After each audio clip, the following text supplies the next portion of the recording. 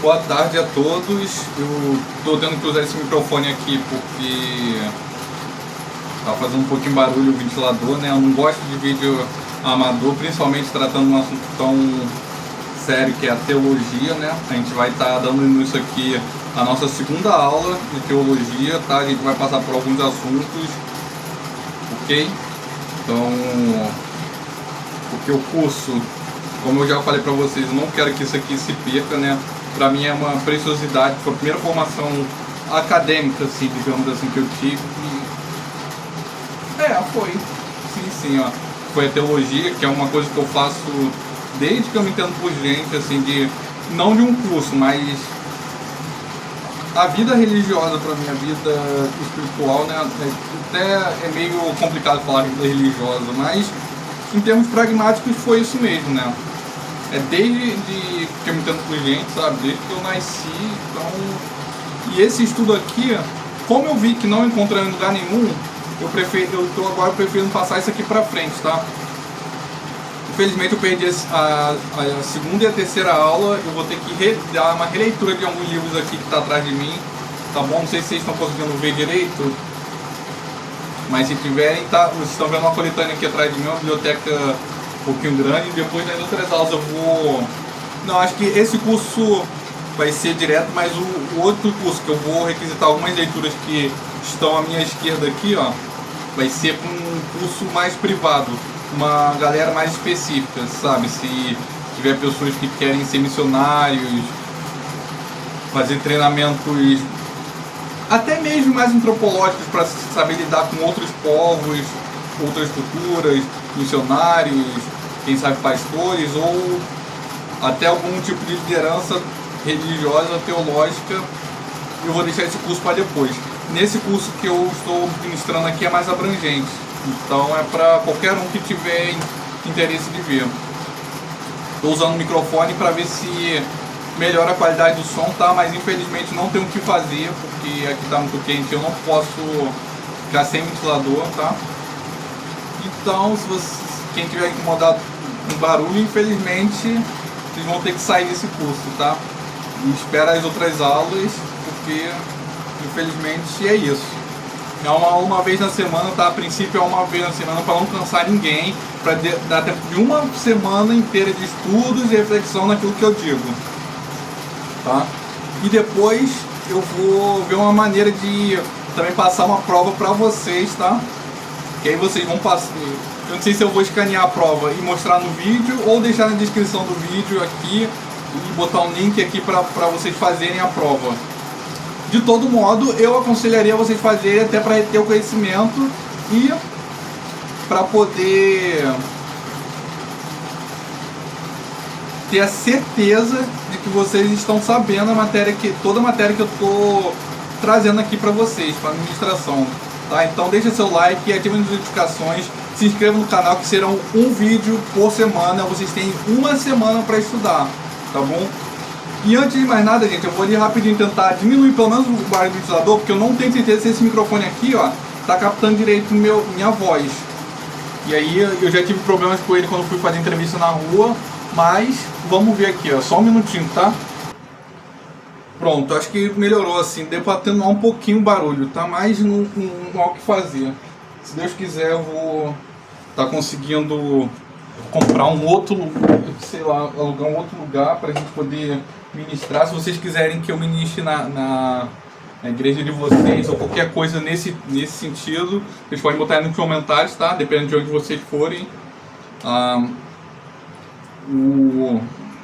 Região do país, tá? Mas se vocês quiserem que eu ministre esse curso de teologia, que é totalmente focado na Bíblia, não tem ideologia, nem confissão soterológica sobre A ou B, sobre diferentes visões. A gente abraça aqui no curso todas as igrejas, todas as denominações, todas as maneiras de pensar. Igrejas wesleyanas, pentecostais, batistas, renovadas.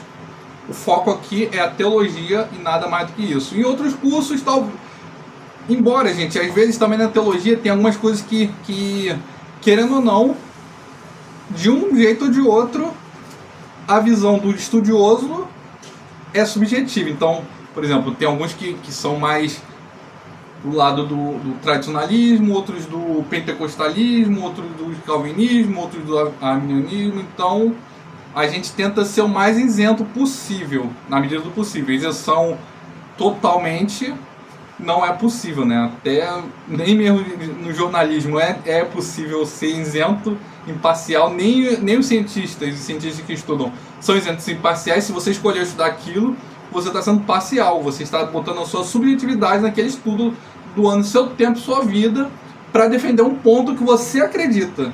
Então, por isso que nas pesquisas científicas existe a auditoria. E aqui na questão da teologia não é diferente, né? Porque o estudioso que despende seu tempo e sua energia e sua vida para estudar, ele despende também para provar um ponto, né? Digamos, provar a sua subjetividade em relação ao seu próprio entendimento. Como Paulo diz, não nos conformemos com esse mundo, mas transformá-los com a renovação do nosso entendimento. Então, o entendimento do teólogo que faz o estudo, enfim. Então, por isso que vocês podem ter atenção. Qualquer coisa que vocês discordarem, vocês coloquem no vídeo, tá? Eu espero do fundo do meu coração que esse microfone aqui me ajude, que ele possa estar captando direito o sinal, mas se não captar direito o áudio, né, que é mais importante do vídeo, infelizmente, né, me deixem aí nos comentários, né? Vocês já saíram, né? Agora, sem mais delongas, vamos ler um pouquinho, ó. Vamos começar o estudo, tá? Então, infelizmente, eu perdi a segunda e terceira aula. Eu vou implementar aqui alguns conceitos da... Mas a segunda e terceira aula era só... mais a área morfológica da teologia, tá? E mostrando a diferenciação entre o grego e o hebraico de algumas palavras, Bereshit e tudo mais. Depois de outras aulas eu retomo esse estudo, tá? E não faz tanta diferença eu colocar a segunda e terceira aula um pouquinho mais pra frente, tá? Enfim, vamos começar a aula que eu tô ansioso para isso. Então vamos lá, quarta aula, que é a palavra e o seu conteúdo. Antes de mais nada, vamos fazer uma oração aqui, né? Para que Deus abençoe nosso estudo. Senhor Deus, que o Senhor tenha esses estudos em tuas mãos, Deus, que o Senhor possa estar abençoando, Deus, o entendimento de cada um dos telespectadores que estão assistindo no futuro, Deus, que esse estudo, Deus, seja posto para frente de geração em geração, que só a tua palavra prevaleça, Deus. Não quero o meu entendimento, nem o entendimento do leitor, nem do telespectador, nem do estudioso que porventura venha se formar em teologia, mas só a tua palavra baixa, Deus. Que é o que a gente pede aqui, não as palavras humanas, nem sabedoria humana, mas sim sabedoria dos céus, Deus.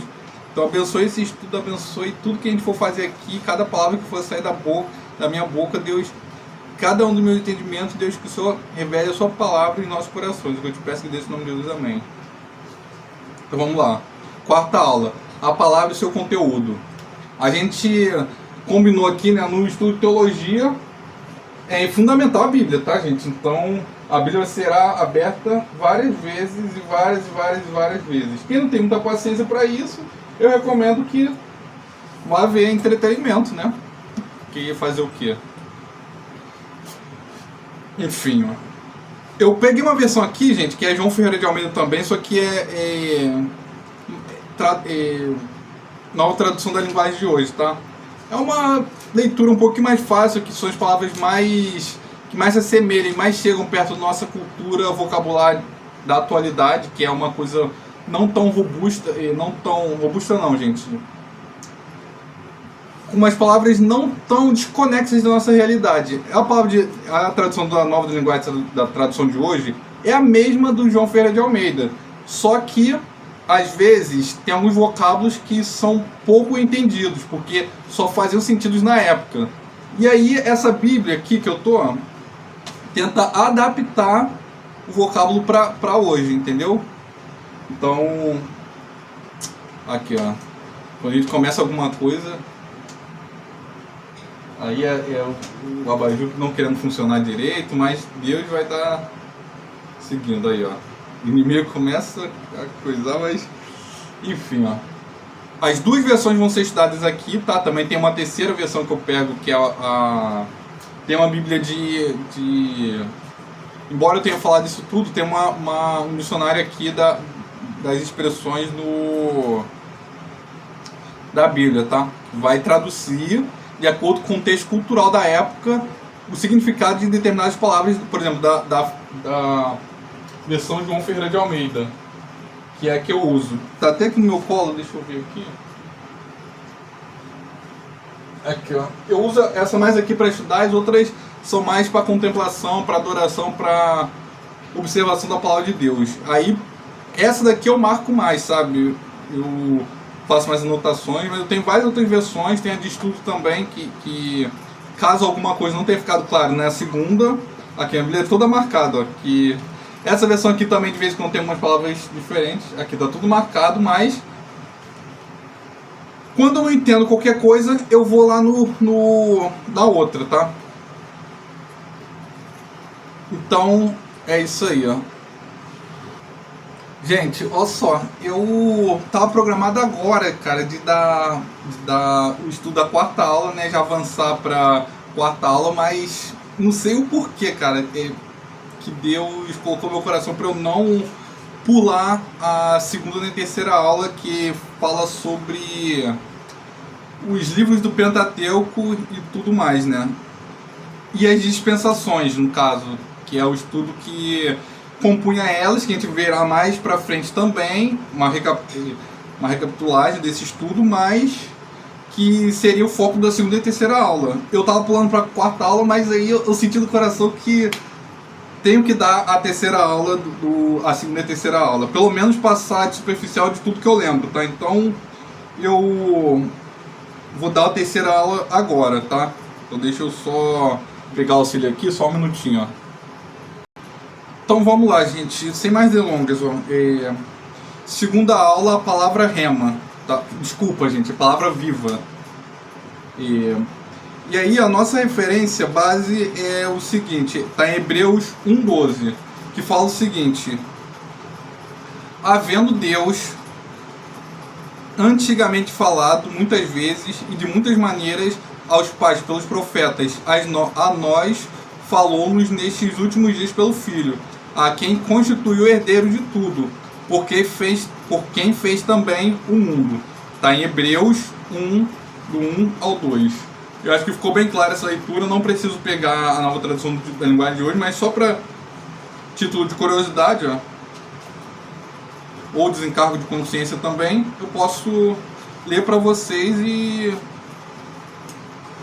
aqui uma versão um pouquinho mais fácil.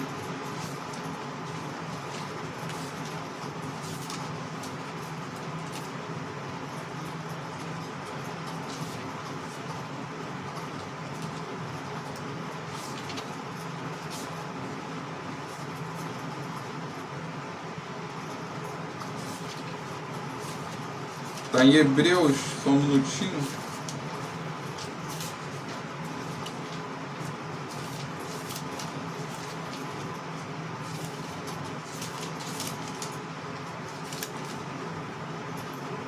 Do 1 ao 12. Desculpa, gente.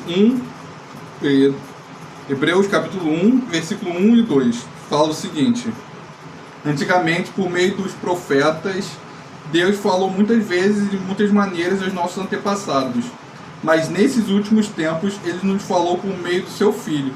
Foi Ele quem Deus escolheu para construir todas as coisas e foi por meio dele que Deus criou o universo. Basicamente a mesma coisa, tá? Só para ficar claro. A palavra é o meio característico pelo qual Deus torna sua vontade conhecida ao homem. A forma pode variar. Ela pode ser falada através dos profetas, escrito na lei e de outras escrituras, ou vivida na pessoa de Jesus Cristo. Ela também é o meio pelo qual Deus realiza seus propósitos providenciais no mundo.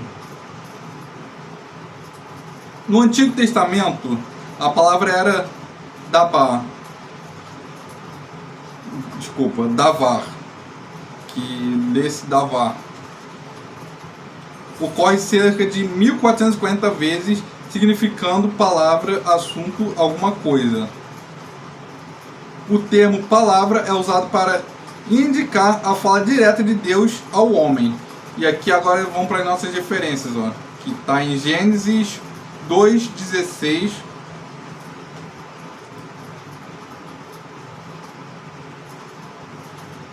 Que agora vai ser muita referência em Gênesis, ó. Fala o seguinte. Gênesis 2,16.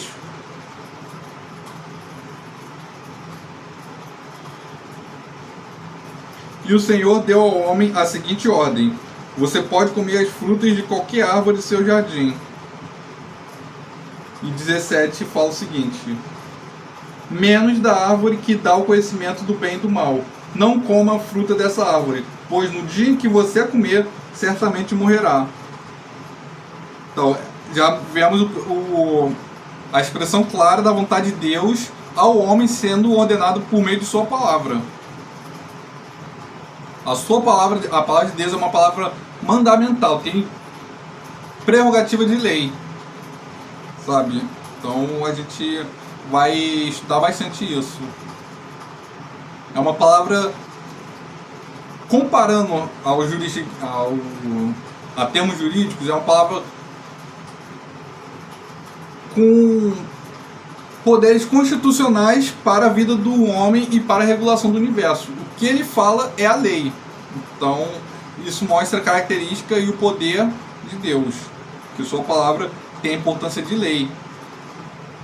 Nas nossas vidas, como seres humanos, podemos colocar que a palavra de Deus é supraconstitucional. Tem mais peso do que a própria Constituição do homem, né? Agora vamos lá ler 3:9. Gênesis 3, versículo do 9 ao 19. Gente, às vezes a leitura pode ficar extensiva, exaustiva e tudo mais, mas é um curso de teologia. Teologia, teo é Deus, logia, estudo. Nada diferente do que estudar a Bíblia. Então, aqui a gente vai estudar bastante a Bíblia.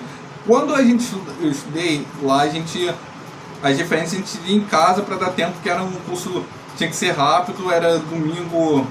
Eu acordava às 5 horas da manhã, aí eu ia lá para a igreja para as 7 até as 8, aí depois eu tinha que ter 1 hora para voltar para ainda ir para a escola dominical. Então é uma correria grande, aí ficava até meio-dia. Então eu acordava segunda a sexta todos os dias cedo, sábado também acordava para cedinho para fazer curso, domingo também acordava às 5 horas da manhã para estudar teologia, mas eu não me arrependo, tá? Mas tudo bem. Só estou mostrando aqui que o estudo daqui pra frente pode ficar muita passagem na Bíblia, então se vocês não tiverem paciência, aqui eu já, desde agora já falo pra vocês, ó, se quiser, sabe, não tiver paciência de ver, de ficar vendo a Bíblia toda hora, é só fechar o vídeo, tá? Mas, porque a gente vai usar muito isso, tá? Pra não ficar chato pra vocês, sei lá, se falarem, fica lendo toda hora, tá chato, não sei o que, vídeo chato. Então, isso aqui é estudo teologia, então eu tenho que fazer. Então vamos lá. Gênesis 3, 9 ao 19 fala o seguinte. Aqui, ó. Mas o Senhor Deus chamou o homem e perguntou: onde é que você está? O homem respondeu: eu ouvi a tua voz quando estava passeando pelo jardim e fiquei com medo porque estava nu, por isso me escondi. Aí Deus perguntou: e quem foi que lhe disse que você estava nu? Por acaso você comeu a fruta da árvore que eu proibi de comer? O homem disse: a mulher que me deste para ser minha companheira me deu a fruta, e eu comi. Então o Senhor Deus perguntou à mulher: por que você fez isso? A mulher respondeu: a cobra me enganou, e eu comi. Aí vem lá o castigo. Então o Senhor Deus disse à cobra: por causa do que você fez, você será castigada. Entre todos os animais, só você receberá essa maldição. De hoje em diante você vai andar se arrastando pelo chão e vai comer o pó da terra. Eu farei com que você e a mulher sejam inimigas umas das outras, uma da outra. E a mulher seja inimiga, e assim também serão inimigas da sua descendência e a descendência dela. Esta esmagará a sua cabeça e você picará o calcanhar da descendência dela. Para a mulher Deus disse: vou aumentar o seu sofrimento na gravidez, e com muita dor você dará luz a filhos. Apesar disso, você terá desejo de estar com seu marido, e ele a dominará. E para Adão, Deus disse o seguinte: você fez o que sua mulher disse e comeu a fruta da árvore que eu proibi de comer. Por causa do que você fez, a terra será maldita. Você terá que trabalhar durante a vida inteira a fim de que a terra produza alimento suficiente para você. Ela lhe dará mato e espinhos, e você terá de comer ervas do campo. Terá de trabalhar no pesado e suar para fazer com que a terra produza algum alimento. Isso até que você volte para a terra, pois dela você foi formado. Você foi feito da terra e vai virar a terra outra vez. Antes da gente dar continuidade à leitura aqui do estudo, né? Essa passagem aqui, a gente refletindo um pouquinho sobre ela, e eu vou possivelmente ou não, porque eu já vou explicar isso desde agora, então eu vou entrar numa explicação aqui com vocês, ó. Quando Deus diz aqui, ó, lá no versículo 9, mas o Senhor Deus chamou o homem e perguntou: onde é que você está? Deus é onipotente, onipresente, onisciente. Então, não existe forma de Deus ter dúvida de onde Adão estava, né? Já que Adão se escondeu e Deus perguntou para ele: onde é que você está? Não é como se Deus estivesse assim, ó. Caraca, onde é que está o Adão de Jesus? Eu perdi ele de vista, ele se escondeu, eu não estou conseguindo achar ele aqui no meio do matagal aqui do Jardim do Éden. Não foi isso, né? Deus sabia exatamente a localização do Adão naquela... Mesmo ele estando se escondendo, Deus sabia perfeitamente. Está tudo claro para Deus. Deus é onisciente, ele sabe quando a pessoa está se escondendo e ninguém se esconde de Deus. Então por que Deus falou assim? Onde é que você está? Acaso Deus perdeu ele de vista e estava procurando ele? Não. Ele se perdeu de Deus? Não. É porque Deus queria uma profissão de fé para que Adão falasse onde é que estava o seu coração. Porque a partir do momento que Adão, ele come o fruto proibido, se distancia da vontade de Deus, se distancia do propósito de Deus, desobedece a palavra diretamente vinda do Pai para ele, para dar ouvido à mulher, que a mulher ouvindo a serpente usada pelo inimigo, né, que estava possuída pelo inimigo. A partir do momento que acontece isso, o coração de Adão não está mais no propósito de Deus. E aí, por conta disso, Deus pergunta a ele como uma profissão de fé. As perguntas que Deus faz é muito profundas mesmo. E eu só consegui ter essas noções da profundidade de algumas palavras quando eu entrei e estudei teologia mesmo. Que aí eu fui entender, de fato, o que a Bíblia às vezes queria expressar com umas expressões retóricas, como essa, né? É uma pergunta meio que retórica, porque Deus sabe a resposta. Mas Deus quer ouvir da gente as profissões de fé. Então, o sentido desse curso também que eu dou para vocês é para vocês entenderem, de fato, algumas características e peculiaridades da Bíblia, para ficar de mais fácil entendimento, né? Obviamente, a gente não vai exaurir nunca todos os assuntos da Bíblia, tá? Então, por isso que eu disse para vocês que eu sempre vou abrir a Bíblia aqui e tudo mais, mesmo que o vídeo fique longo. Enfim. Deixa eu beber só um pouquinho d'água.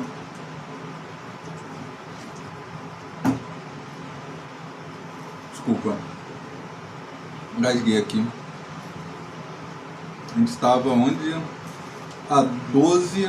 Agora vamos lá para o Gênesis 12.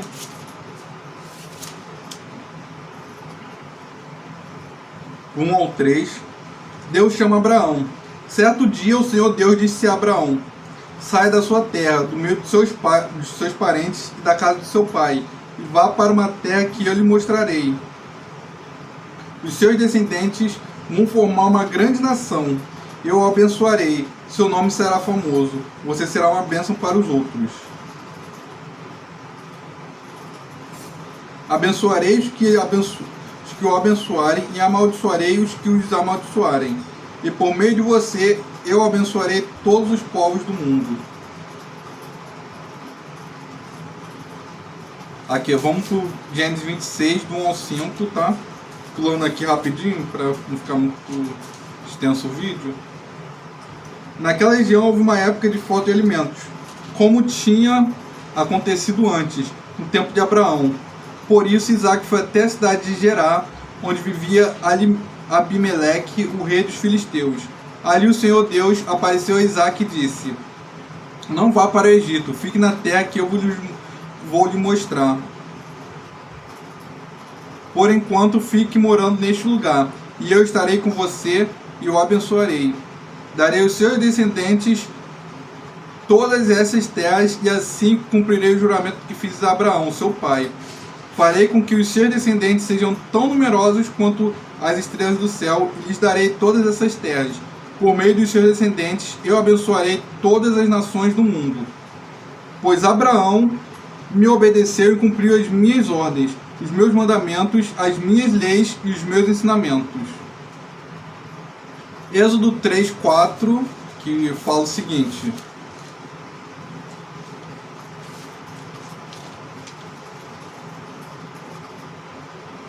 quando o Senhor Deus viu que Moisés estava chegando mais perto para ver melhor, ele o chamou no meio dos espinheiros e disse: Moisés, Moisés. Isso aqui já é o episódio da sarça ardente, tá? Estou aqui, respondeu Moisés. Deus disse: 3, e 4, né?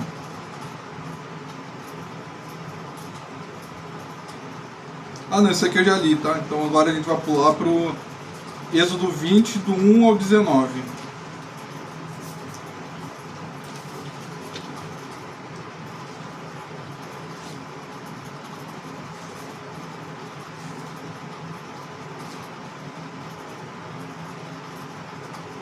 Que é falando sobre os 10 mandamentos.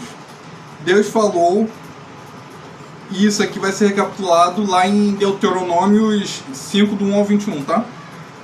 Deus falou, e foi isto que ele disse: meu povo, eu, o Senhor, sou o seu Deus. Eu tirei do Egito, e a terra onde você está era escravo. Não adore outros deuses, adore somente a mim.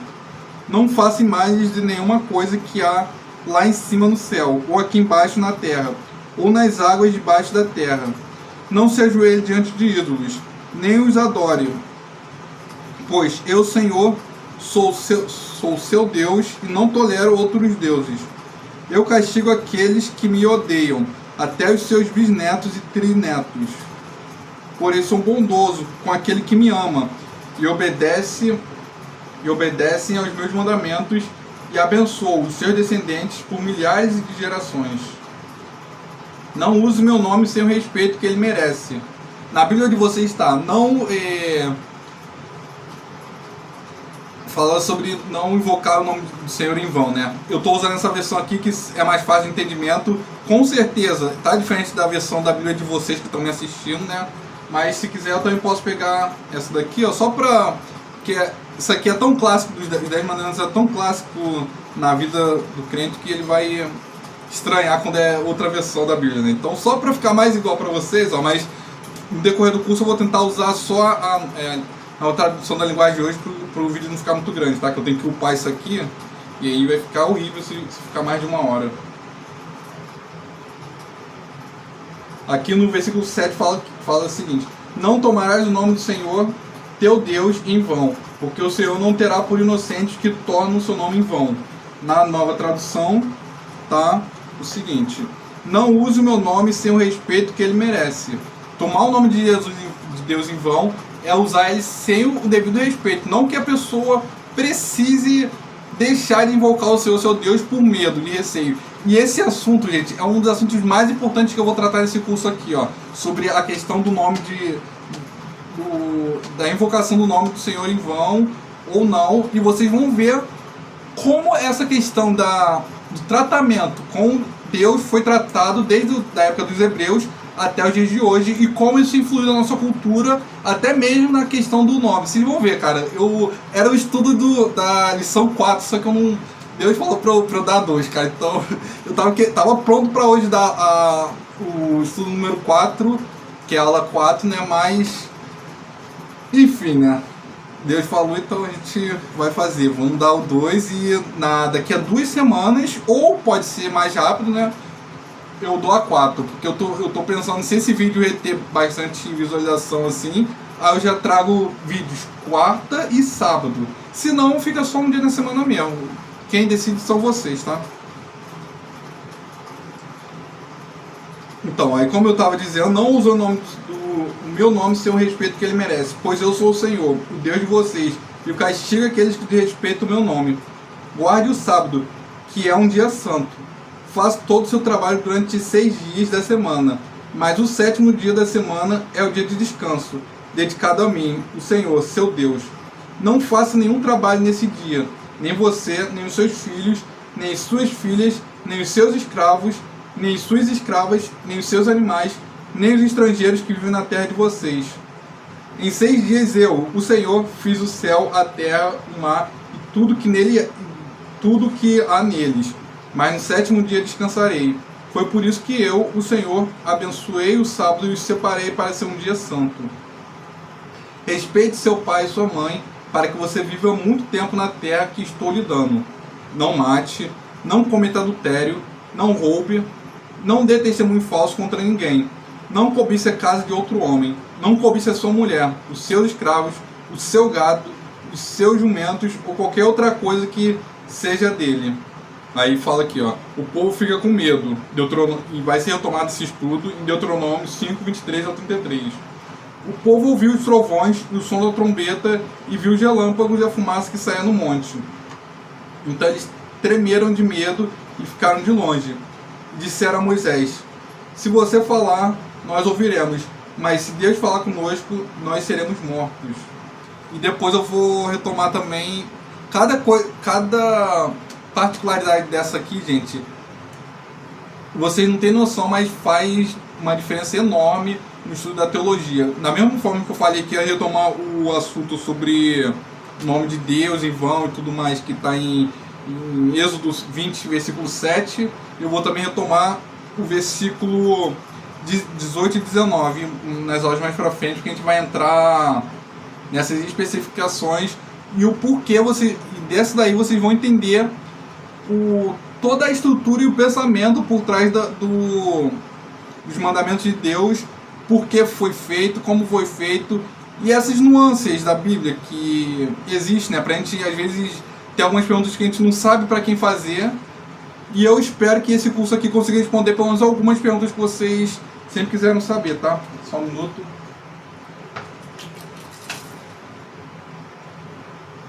Falar demais dá muita sede. Deixa eu voltar aqui.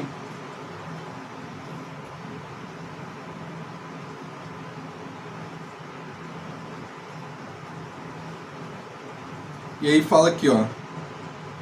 O termo palavra é usado para indicar a fala direta de Deus ao homem. Já li todas essas referências aqui, né? A palavra davá, que é do Antigo Testamento, do hebreu, tá?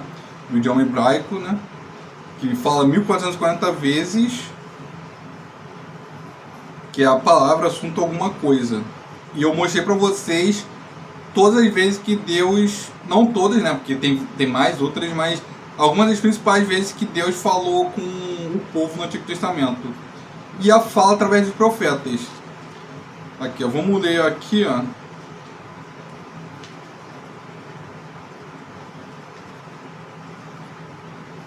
Juízes 6, 8. Vamos aqui ler aqui, ó. O que Deus fala.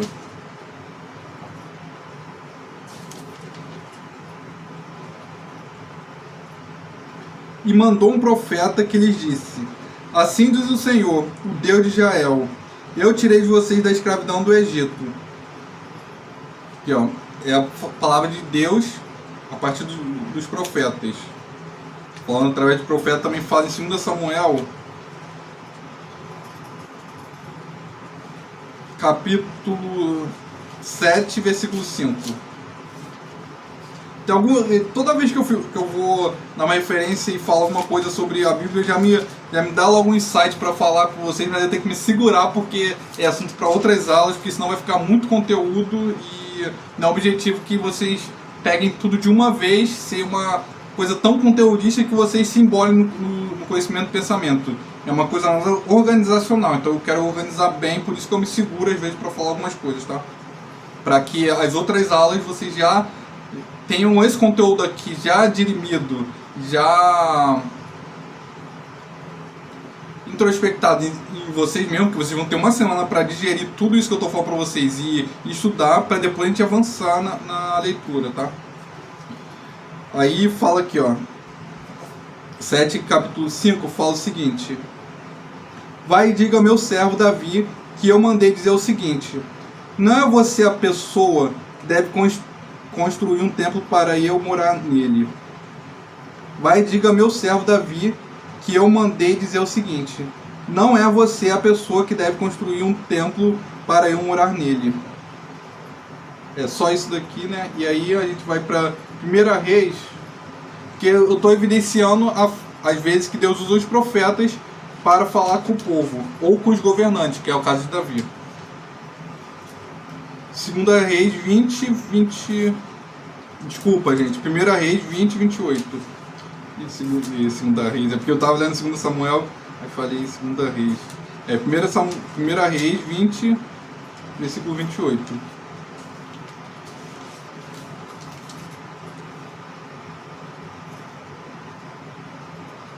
Um profeta que foi falar com o rei Acabe disse: o que o Senhor Deus diz é o seguinte: os sírios dizem que eu sou um Deus das montanhas e não de lugares planos.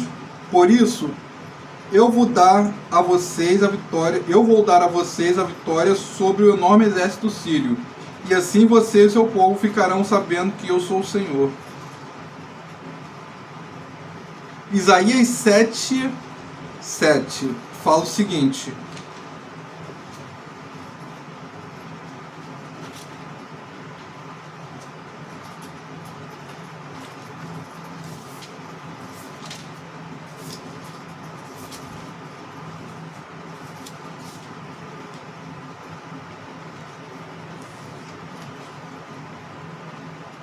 porém, eu, Senhor, afirmo que isso não acontecerá, pois a Síria não é mais forte do que o Damasco, a sua capital, e Damasco não é mais forte do que o rei Rezim. A terra de Israel não é mais forte do que Samaria, a sua capital, e a Samaria não é mais forte do que o rei Peca. Mas daqui a 65 anos, Israel será destruído e deixará de existir como nação. Se vocês não tiverem uma fé firme, não poderão ficar firmes. Então, é as palavras de Deus diretamente ao povo. Isaías 7, isso. Jeremias 2,5 fala o seguinte: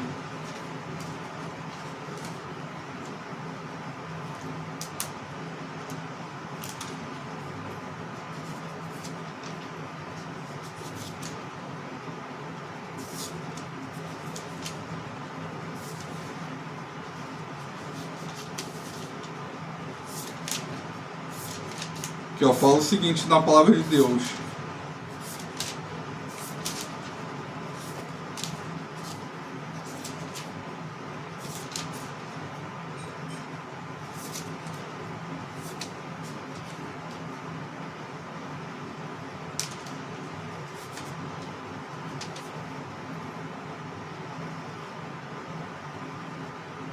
que o assunto é o pecado dos antepassados israelitas, e fala o seguinte, ó: ele diz: que defeito seus antepassados acharam em mim para me abandonar?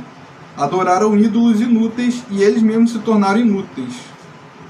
E por último, fala Ezequiel 12,8 fala o seguinte, ó: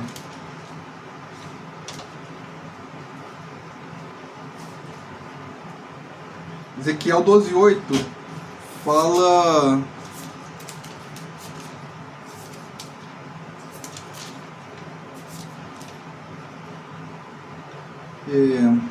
na manhã seguinte o Senhor me disse, é Deus falando diretamente com o profeta: homem mortal, esses israelitas rebeldes estão se perguntando o que você está fazendo. É 12,8 mesmo, é isso mesmo. Agora diga-lhes aquilo que eu, Senhor Deus, estou dizendo a eles. Esta mensagem é para o príncipe que governa em Jerusalém e para todo o povo de Israel que mora ali. Povo que governa em Jerusalém e para todo o povo que mora ali. Diga-lhes que o que você fez é um sinal daquilo que vai acontecer com eles. Serão refugiados, serão levados para o cativeiro. Aí, gente, eu tive um lapso aí temporário aqui, de tempo aqui, que acabou que eu tive que interromper aqui a gravação. Eu acho que tá dando pra dar continuidade ao vídeo, porque... caraca. O tripé aqui é muito ruim, cara. Vocês estão vendo deitado, não sei, ó. Deixa eu ver se tá alinhado. Aí que fique assim, ó. Então, gente, por isso que é importante vocês darem like aí, ó, porque às vezes acontece tanta coisa que para esse estudo não acontecer, mas eu vou ir rápido para não perder muito tempo, tá? As referências bíblicas depois vocês vão ter que ler por vocês mesmos, porque eu tô com pressa de fazer o vídeo e para ele ficar muito grande, senão vai ficar difícil de upar. Então tá, vamos lá. O Antigo Testamento foi a parte da Escritura Sagrada utilizada por Jesus Cristo, pois o Novo Testamento só começou a ser escrito anos depois de sua morte, ressurreição e ascensão aos céus. Jesus estava presente no começo e podemos confirmar através da passagem que fala da palavra durante a criação. Haja, que é em Gênesis 1, 3 e 6, 14, ajuntem-se, que fica em Gênesis 1, 19, produza, versículo 11, 20 e 24, frutificai e multiplicai, enchei, está em Gênesis 1, 22, 28, sejam, Gênesis 1, 15, façamos, Gênesis 1, 26. No Novo Testamento, temos dois termos que se traduzem por palavra, logos, que é o e rema, que é as duas palavras, né? E aqui está escrita a versão dela no grego, né? Que é a escrita, só que não tem como colocar aí porque eu não sei como é que se adiciona a linguagem grega aqui na edição e tudo mais, né? Então, logos é a palavra escrita, rema é a palavra revelada. Um não exclui a outra. Precisamos conhecer o logos, a palavra de Deus escrita. Tanto é por isso que nós temos como palavra de Deus a nossa Bíblia, que é escrita de geração em geração e em todos os idiomas e todas as culturas. Então, logos é a palavra escrita para que recebamos rema, a revelação de Deus. Então a gente precisa do logos para ter a rema. Um antecipa o outro. É a palavra antecipa a revelação. Então temos aqui que são logos, os dois conceitos primários, né? Do Novo Testamento, tá, gente? Estou falando do Novo Testamento. Então, logos e rema. Isso aqui é do grego, tá? Logos é a palavra escrita, rema é a palavra revelada. Um não exclui a outra. Precisamos conhecer logos, a palavra de Deus escrita, para que recebamos rema, a revelação de Deus. Jesus Cristo é a palavra de Deus revelada. Podemos constatar tal fato em João 1:1 e também o versículo 14. Ainda que falasse por parábolas, como diz em Salmo 78,2, Salmo 78, versículo 2, Jesus se revela a todo aquele que o busca e o serve. Essa referência aqui está em Mateus 13, 34 a 43 e João 5, 39.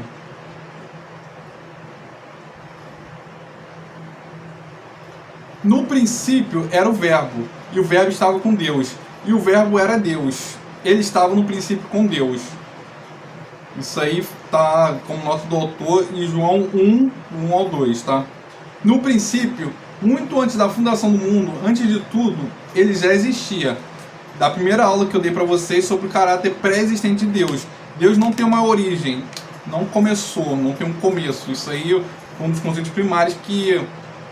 Lá no meu passado, quando eu ainda era criança, eu estava pensando, de onde vem Deus? De onde vem a força do universo?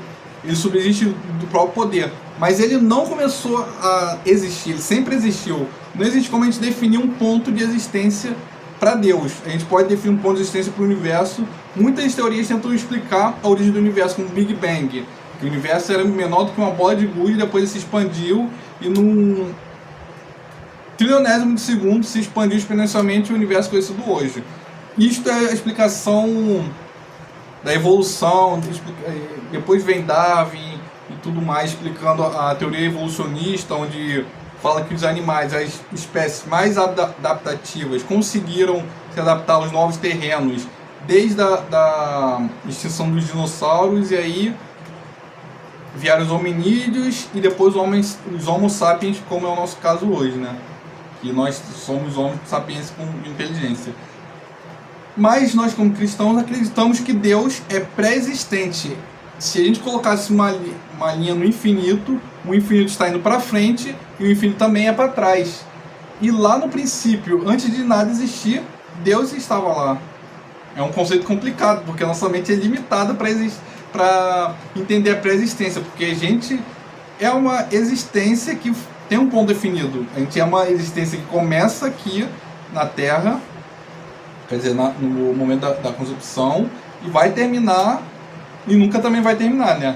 Independe de onde a gente for, se é para o céu ou se é para a condenação do inferno. Aí tem algumas teorias que falam sobre o aniquilacionismo, mas isso aí não é foco desse estudo, pelo menos não hoje, tá? No princípio, muito antes da fundação do mundo, antes que tudo, ele já existia. No texto no livro de Provérbios diz: ainda que ele não tinha feito a terra, nem os campos, nem sequer o princípio do pó do mundo, quando ele preparava os céus, ali estava eu. Quando passava ao redor da face do abismo, quando firmava as nuvens de cima, quando fortificava as fontes do abismo, quando punha ao mar seu termo, para que as águas não trespassassem seu mando, quando compunha o fundamento da terra, então eu estava com ele. Está em Provérbios 8, 26, 30. Também fala de Jesus. Era Deus, Jesus e Espírito Santo numa ligação eterna, inseparável, e que não teve origem, sempre existiu uma ligação eterna de justiça e de amor. Era os três, Deus Pai, Filho e Espírito Santo, ligados em amor. O Verbo se fez carne a partir do momento que Jesus veio aqui na Terra. Então foi naquele momento que Jesus veio na Terra que, nesse momento, Jesus fez carne, por isso que a gente tem essa concepção de Jesus como Filho de Deus. Mas Jesus também é Deus. Jesus também não teve uma pré-existência. Se a terra e o céu não fossem criados, Jesus, Deus e o Espírito Santo estariam lá, trino e uno, Deus trino e Deus uno. Por isso que é a faceta de Deus que a gente ainda não conhece, entendeu? A noção de filho veio em decorrência da queda do homem e da necessidade de uma redenção para os seres humanos. Daí veio a figura de Jesus, que veio até a Terra, sendo Deus, se fez carne. Então, sem nós, Jesus ainda continuaria sendo Deus. Só que essa forma de filho de Deus é uma forma da gente também compreender o caráter bondoso de Deus, e humilde e misericordioso, porque Deus, mesmo sendo, como diz a Bíblia, Jesus mesmo sendo Filho de Deus, não usurpou ser igual a Deus e se esvaziou por todos nós e se entregou. Então mostra que Jesus sempre foi Deus e provou a sua majestade através da sua bondade, misericórdia e justiça. Continuando o texto, era o Verbo, desde a sua inicial revelação à humanidade. Como eu falei agora para vocês, Filho de Deus veio por causa da revelação do caráter misericordioso de Deus para a humanidade. Não quer dizer que Jesus foi criado, Jesus sempre existiu, tá? Deus se apresentou como Verbo. Quando Moisés, cerca de 1500 a.C., perguntou o seu nome, o Senhor lhe respondeu: eu sou o que sou. Volta à concepção primária da nossa primeira aula. Está lá em Gênesis 3,14. A Torá viva, ao comentar o nome de Deus, Yahvé, que é YHVH, hoje em dia, essa literatura, os estudiosos estudam o diagrama YHWH, só que a pronúncia é a mesma, Yahvé, tá? Eu sou o que sou. Aqui está YHVH, que é a literatura um pouquinho mais antiga. E aí fica a critério de vocês, tá? O que usar para representação, né? A Torá viva, ao comentar o nome de Deus, YHVH, diz: o tetragrama denota o nível onde presente, passado e futuro são o mesmo. Para Deus não existe passagem de tempo. O tempo é circundante à sua própria natureza divina, que é Deus. Deus não está no espectro temporal como a gente. Deus não é um ser cronos. Por isso que nas próximas aulas, e isso aí também até lá para frente, né? Na aula 23 em diante, a gente vai tocar um pouco no assunto do Cronos e o tempo Kairos, que é o tempo de Deus. Nosso tempo é o tempo Cronos, que perpassa por nós, como humanidade. A Terra circunda ao redor do Sol, fazendo aquela volta nesses 5 dias, né? Que fecha o ciclo do ano. E, em meado disso, o tempo perpassa a humanidade. Ele perpassa para a gente, as gerações. É como se fosse... Eu ia até demonstrar isso num exemplo prático que eu ia mostrar para vocês. Mas é como se o tempo passasse como se fosse aquela hora que vem pela manhã da porta, em que a gente vê aquele flash de luz entrando. Então aquilo ali, imagina que é o tempo. Ou imagina que é um laser que passa por todos nós, que vai nos fazendo crescer e deteriorar ao redor do tempo, nos derreter e tudo mais. Para Deus não. Para Deus esse conceito de tempo é puramente, como diz a Bíblia, né? O tempo para Deus, um dia é como se fosse 1000 anos, 1000 anos é como se fosse um dia. Deus está muito além desse espectro temporal, cronológico, pelos qual nós conhecemos, tá? Então vamos lá. A Torá Viva, ao comentar o nome de Deus, YHVH diz: tetragrama denota o nível onde presente, passado e futuro são os mesmos. Repare, os 3 tempos básicos em que o verbo é conjugado. Ao lermos o relato da criação no livro de Gênesis, vemos o verbo ali, revelado na sua própria boca. E disse Deus: haja luz. Um tetragrama, ó, haja. 4 palavrinhas, né? Está em Gênesis 1:3. Entender que o verbo é Deus parece tão difícil quanto entender a complicada gramática portuguesa. Porém, se analisarmos mais profundamente, veremos a perfeita consonância da gramática com a teologia. Era, em primeiro lugar, o verbo haja foi empregado no sentido de existir, fazer ocorrer, acontecer. O verbo fez tudo existir.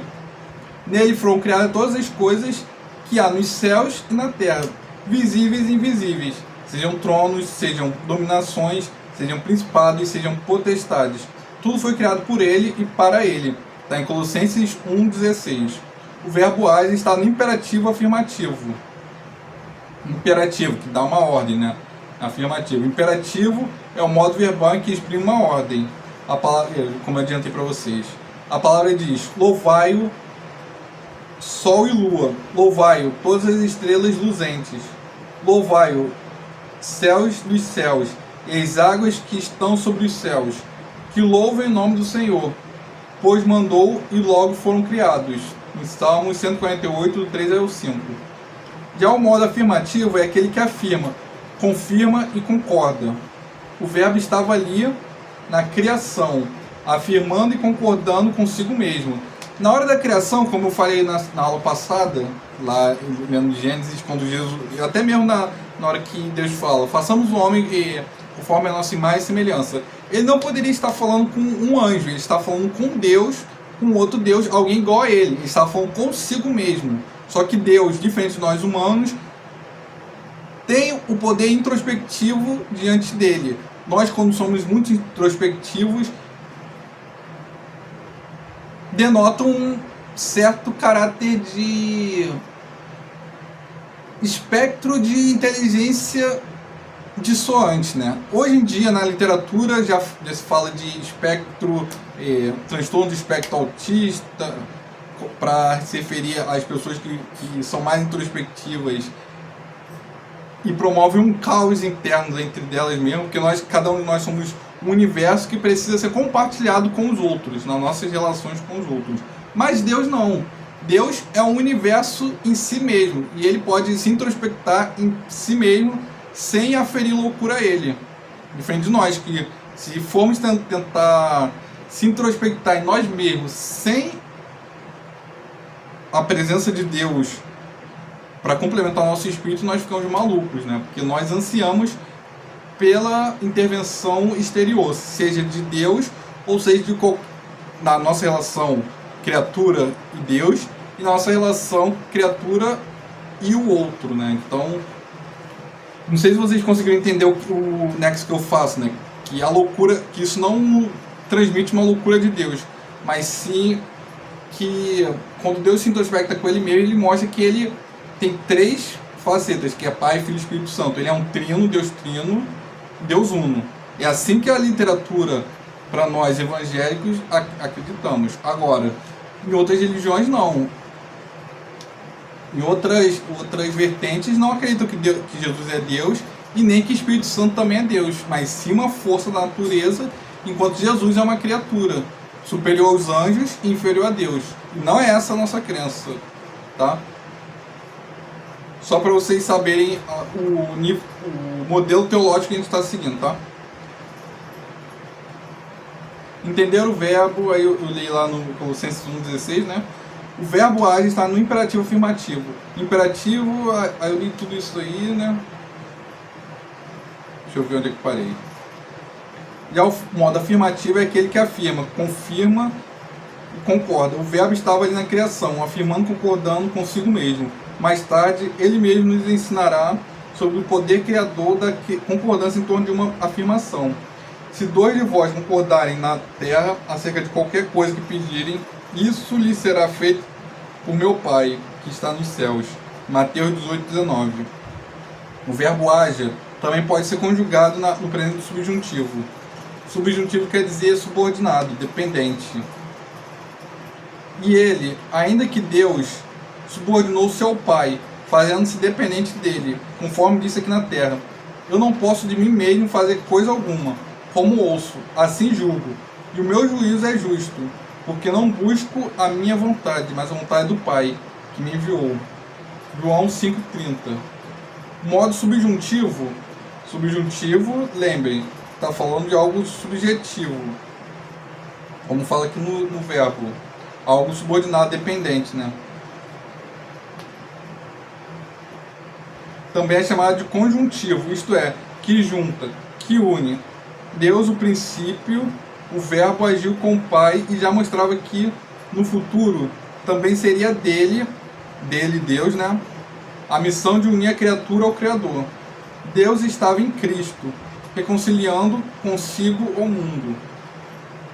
Não sei se vocês entenderam o caráter que fala essa parte, tá? A gente já está acabando a aula, mas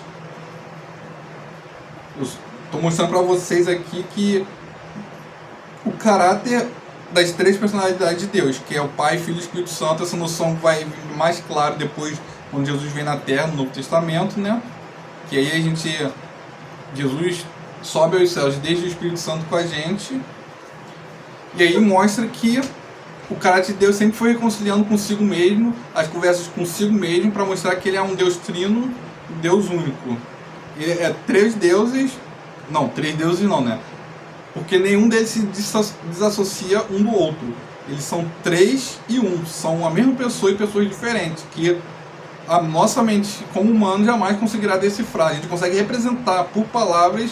Isso aqui é um modelo representativo do mais perto e atualizado que a gente tem de compreender essa faceta de Deus, tá? E o verbo estava com Deus. Não resta dúvida que alguém estava no princípio com Deus.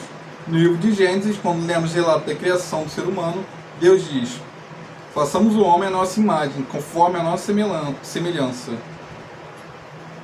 Gênesis 1:26. Ai caramba, gente, desculpa aqui, ó.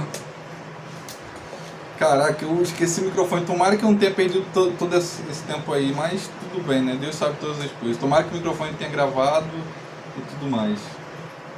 O verbo era Deus. Ao propor a alguém criar em conjunto um ser semelhante, Deus não conversou com o anjo, como eu falei para vocês. Aqui, ó. O verbo estava com Deus. Não resta dúvida que alguém estava com o princípio com Deus. No livro de Gênesis, quando lemos o relato da criação do ser humano, Deus diz: façamos o homem à nossa imagem, conforme a nossa semelhança. Gênesis 1:26. Se Deus estivesse sozinho, o verbo não estaria no plural, que é o façamos. Façamos mostra que é a terceira pessoa do plural. Desculpa, gente. Primeira pessoa do plural. Nós. E o verbo era Deus. Ao propor alguém criar em conjunto um ser semelhante, Deus não conversou com um anjo, mas com alguém semelhante a ele. E esse ele é com letra maiúscula para mostrar que estava falando com Deus. Deus falando consigo mesmo. Deus não conversou com outro Deus. Então, isso não sei se vocês vão conseguir entender, mas Deus Pai, Deus Filho e Deus Espírito Santo são a mesma pessoa, não são outro Deus, não existe hierarquia, Deus menor, Deus maior. Jesus é Filho de Deus, ele é Filho de Deus porque ele veio aqui na Terra como Filho de Deus e nasceu de uma virgem, como estava preconizado lá em Gênesis.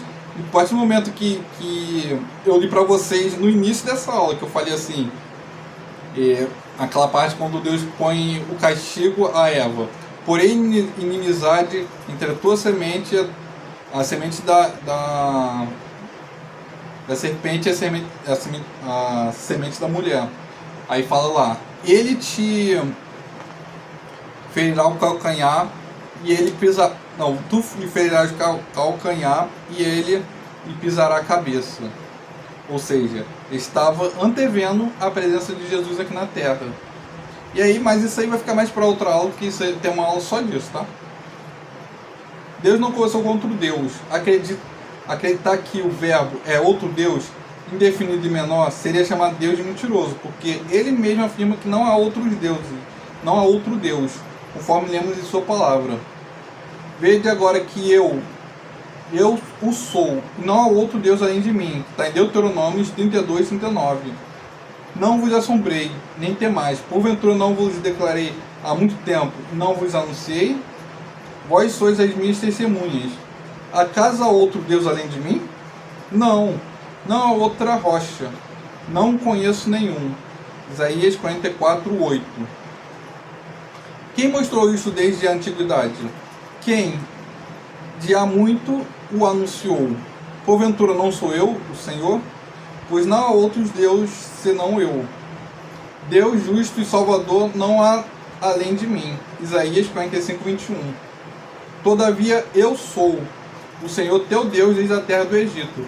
Portanto não conhecerás outros deuses além de mim, porque não há um salvador senão eu. Apesar de mais de um, Deus é um e salvador. Jesus disse, eu e o Pai somos um. João 10, 30. Na véspera de sua morte, Jesus declarou, eu sou o caminho, a verdade e a vida. Esse eu sou vem recheado de significado, como eu falo para vocês desde o início da aula. O curso de teologia, gente, é basicamente para vocês conhecerem as nuances de faceta de Deus. E a coisa mais importante para mim, quando fiz o curso, foi saber esse eu sou. Deus é Deus porque ele é preexistente. Deus é Deus porque ele é único, porque ele é trino. Ele consegue ser trino e único ao mesmo tempo, mesmo que nós não compreendamos. E não existe outro Deus além de Jesus, além de Deus, além do Espírito Santo, porque não existe ninguém que estava lá no princípio. No princípio era Deus.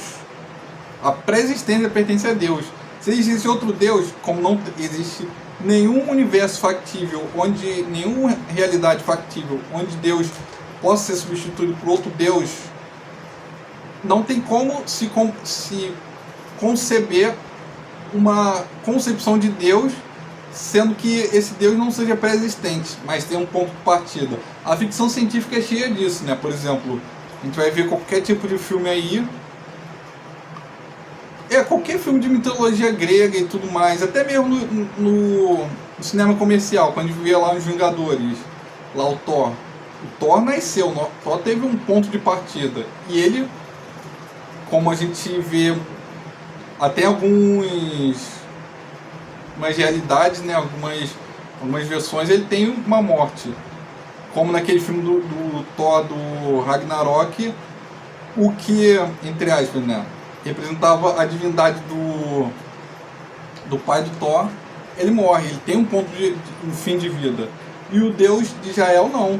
Ele é eterno, não tem princípio, não tem fim, e sempre existiu. Por isso que não se concebe outra realidade onde exista Deus, porque só existe um Deus, e o universo não comporta mais nenhum. Então fala aqui, ó, não há outra rocha, não conheço nenhum. Isaías 44, 8. Quem mostrou isso desde a antiguidade? Quem de há muito anunciou, porventura não sou eu, o Senhor? Pois não há outro Deus senão eu. Não existe outro Deus, porque se existisse outro Deus, um Deus teria que ser destronado, porque não existe como as realidades terem deuses distintos, um Deus onipotente que não pudesse destronar outro. E o poder se concentra em apenas uma pessoa, que é Deus. Por isso que ele é onipotente. Em qualquer outra realidade, espectro de realidade, se a gente fosse pensar numa característica como um metaverso, um multiverso, em todos esses multiversos, nós sempre nos depararíamos com um Deus com as mesmas características, porque ele é eterno e perpassa a realidade, perpassa qualquer tipo de imaginação e conhecimento.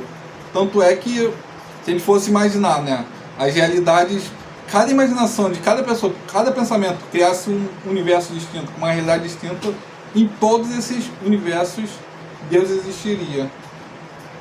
Então vamos lá.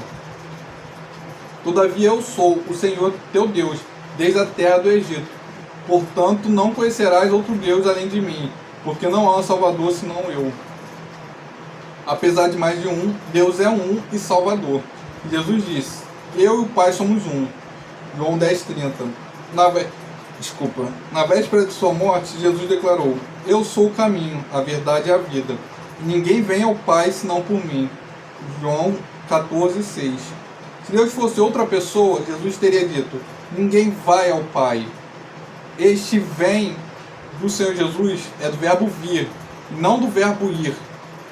Então, ninguém vai ao Pai, ninguém vem. Jesus está falando: ninguém vem a mim, a não ser por mim.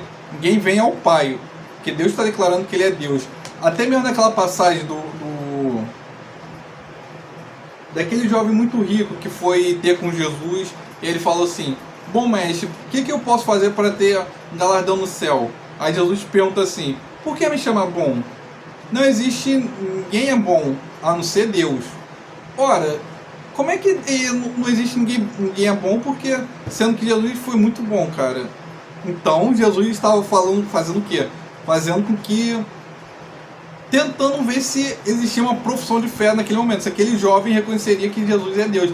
Jesus demonstrou que ele estava dizendo que ele era Deus. Se não existe ninguém bom a não ser Deus, e Jesus é muito bom, então Jesus é Deus.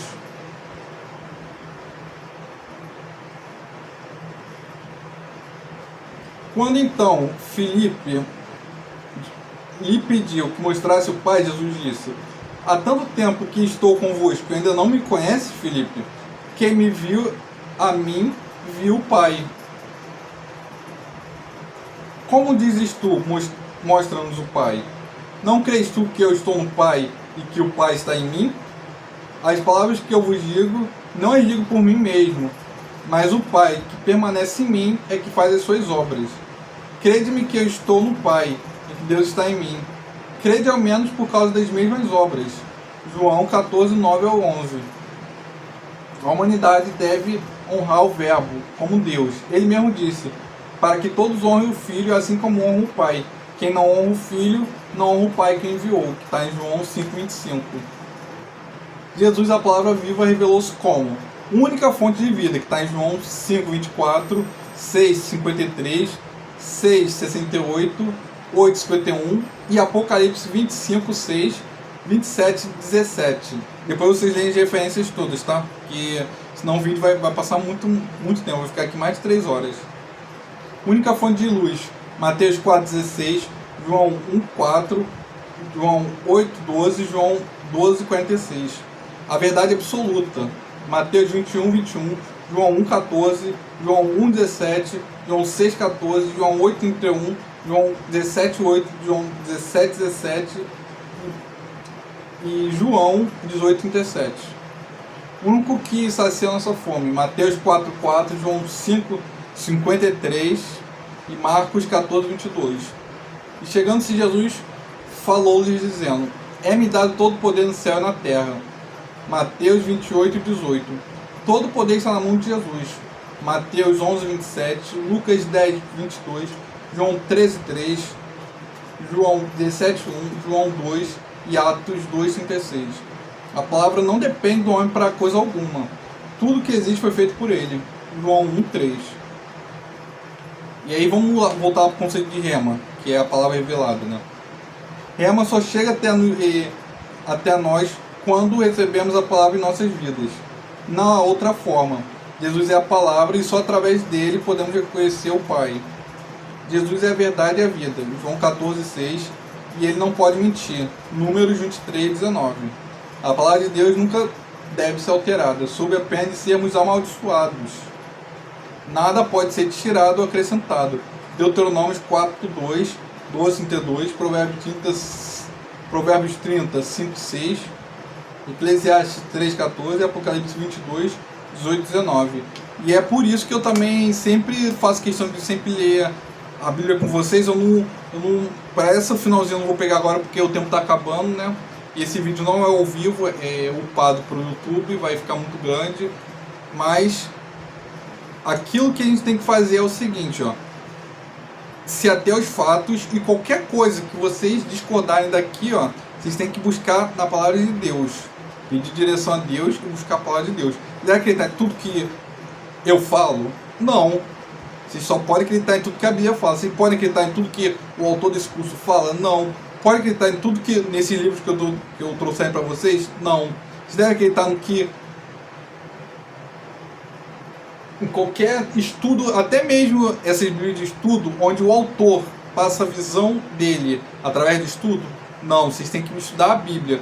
E é por isso que eu estou dando um arcabouço intelectual para vocês poderem decifrar e destrinchar tudo que existe aqui na Bíblia. É isso que eu quis estimular quando eu sempre estou trazendo a Bíblia aqui para vocês.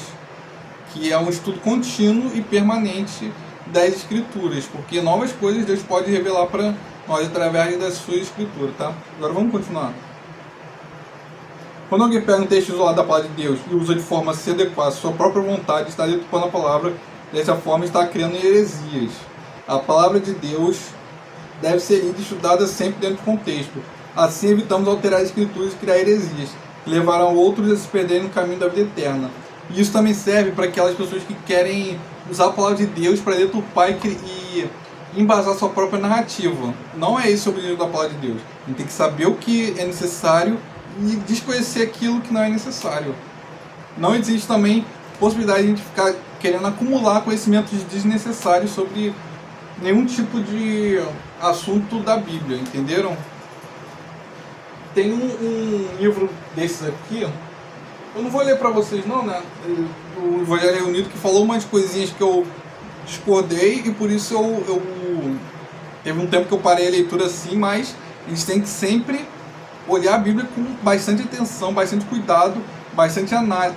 Desculpa, a Bíblia não, gente. A Bíblia é verdade incontestável. A gente tem que olhar a literatura que a gente for pegar, complementar com os cursos, bastante cuidado, com bastante zelo e olhando sempre a Bíblia, a palavra de Deus, para que se tiver qualquer tipo de heresia, a gente, opa, não é por aí, entendeu? Ou nem mesmo heresia, né? Mas algum leitura descuidado do autor que o fez se equivocar nas suas alegações também, né? Isso é importante, tá? Satanás fez isso com a mulher no Éden e tentou fazer o mesmo com Jesus no deserto. Mateus 4:1, 11. Lucas 4, 1 ao 13. Só um minutinho que eu vou beber água. Olhei um pouquinho a garganta. Vamos continuar. Eu estava falando sobre a distorção da palavra, né? Que quem faz isso comete heresia. Satanás tentou fazer isso com a mulher do Éden. Está lá em Gênesis 3, do 1 ao 6. Tentou fazer o mesmo com Jesus no deserto. Mateus 4, do 1 ao 11 e Lucas 4, do 1 ao 13. Por causa disso que devemos estar sempre nos aprofundando na palavra de Deus. Quanto mais conhecemos, menor a possibilidade de sermos enganados pelas vãs doutrinas. Está em Marcos 7, 7, Colossenses 2, 22, Hebreus 13, 9. Pessoas que se deixam enganar por tais doutrinas adoram a Deus em vão. Mateus 15, 9, Isaías 29, 13, Colossenses 2, 18, 19, 22, 23, Tito 1 ao 3, 1, do 13 ao 16. Eu sempre tive essa preocupação quando fiz cursologia, né? Nunca me desviar da fé, porque os cursos são perigosos, por isso que eu sempre peço discernimento a Deus. Por isso que antes de fazer o vídeo, quer dizer, durante o curso, antes de começar o vídeo, a gente sempre ora para poder colocar esse curso na mão de Deus, para que a palavra seja retificada e saia aquilo que Deus quer que vocês ouçam. E esse curso aqui se atém aos conceitos fundamentais indispensáveis no conhecimento das escrituras. Nada além disso, não pode ser nem um tio fora, nada de acrescentar nada nem retirar nada. Só através da verdade que liberta, a palavra viva, Jesus Cristo, é que podemos ser totalmente transformados. E é essa palavra que deve ser ensinada para que vidas sejam libertas. Jesus é o verbo vivo que nos resgata das trevas.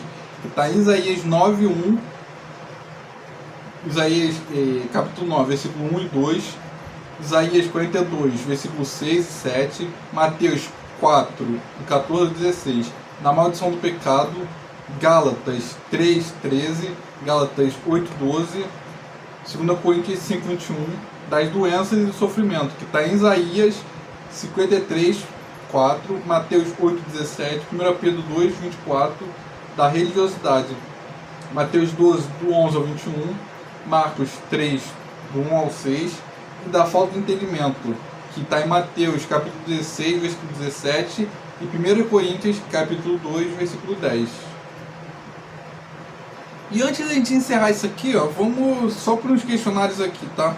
Vamos responder esses questionários juntos e depois vocês também respondem em casa, tá?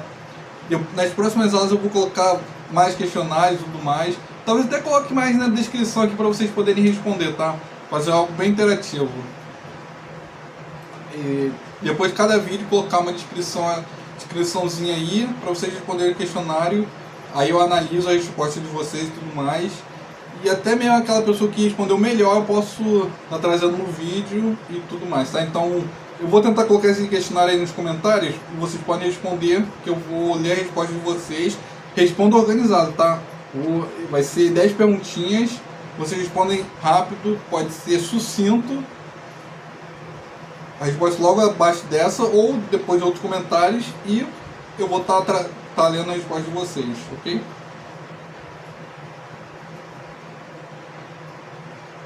E não copia a resposta do coleguinha, tá?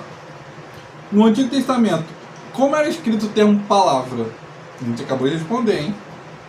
Como era utilizado esse termo? E no Novo Testamento, quais os termos usados para palavra? Qual a diferença entre logos e rema? Quem é a palavra de Deus revelada? E agora, transcreva os versículos que comprovam a resposta anterior. Vocês prestaram atenção? Transcreva os versículos que comprovam a resposta anterior. Como são criadas heresias? O que podemos fazer para evitar heresias? Qual é a consequência para aqueles que criam heresias? Dê referências bíblicas que justifiquem sua resposta. E por último, Jesus é a palavra viva que muda toda a nossa vida. Em poucas linhas, comente essa frase. Então, coloque isso nos comentários, tá, gente? Para que a gente possa estar fazendo um estudo bem legal e o conteúdo de tudo aquilo que eu falei para vocês pode estar ficando fixado na mente de cada um de vocês, tá? Então comente aí embaixo, dê os apontamentos também, fora esse comentário que eu vou deixar aí, vocês podem comentar também o que vocês acharam do curso, se tem alguma dúvida em especial. E esse curso porque é pelas semanas que eu coloquei, né? Porque um curso por semana vai demorar um pouquinho pra gente concluir, mas eu vou tentar fazer mais dias desse curso, tá? Tomara que o celular aguente, tá? Deus que abençoe o celular para que não pare de funcionar, mas enfim. Então, eu espero que vocês tenham gostado. Vamos estar fazendo oração para encerrar. Deus, muito obrigado por essa aula, que o Senhor possa estar abençoando o nosso entendimento, nunca deixando acrescentar nem retirar nada de uma palavra daí, Deus, que só tem as coisas retas e retificadas, Deus. Qualquer tipo de heresia, o Senhor cai por terra, Deus, que só a tua palavra pode prevalecer aqui, Deus. Muito obrigado pelo seu entendimento, pela sua palavra revelada. Continue revelando as suas palavras nos nossos corações e continue nos colocando em posição de aprendizes do seu poder e da tua glória e tudo aquilo que o Senhor quer nos ensinar. O que nós agradecemos para você, o que nós te agradecemos e pedimos em nome de Jesus, amém. Então é isso aí, gente. Falou, valeu e até... Se esse vídeo tiver uma resposta boa, eu vou tentar trazer os vídeos também no sábado, tá? Senão a gente fica nesse esquema de um vídeo por uma vez na semana. Então tá, valeu, reflita na palavra e faça o exercício que eu vou colocar aqui embaixo na descrição, tá? Me entregue na próxima aula.